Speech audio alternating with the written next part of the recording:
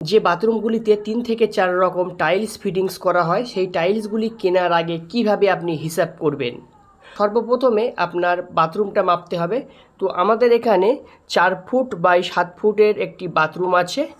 তো এটাকে রানিং ফুটে আসলে আমাদের 19 ফুট 6 ইঞ্চি হচ্ছে। 19 ফুটকে আমরা ইঞ্চিতে ভাগ করব, তাহলে 12 দিয়ে আমরা গুণ করব। 12 দিয়ে গুণ করলে 234 ইঞ্চি হচ্ছে। এবার আমাদের একটি টাইলসের সাইজ আছে 18x12। তো এবারে 234কে আমরা 18 দিয়ে ভাগ করব, অর্থাৎ 13 পিস।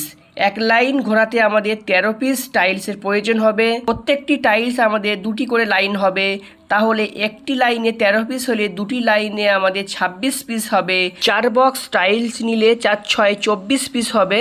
এই কারণে আমাদের এইখানে 5টি বক্স নিতে হবে। 3টে ডিজাইন আছে, 3টে ডিজাইন আমাদের 5 বক্স করে নিতে হবে, তাহলে আমাদের সম্পূর্ণ ওয়ালটা হয়ে যাবে। ওয়ালের সাইজ আছে রানিংয়ে আমাদের 19 ফুট 6 ইঞ্চি এবং হাইট হবে আমাদের 6 ফুট। তো যখনই 3 থেকে 4 রকম টাইলস হবে তখন কিন্তু এইভাবে হিসাব করবেন। এইভাবে হিসাব না করলে আপনার টাইলস শর্ট পড়ে যাবে।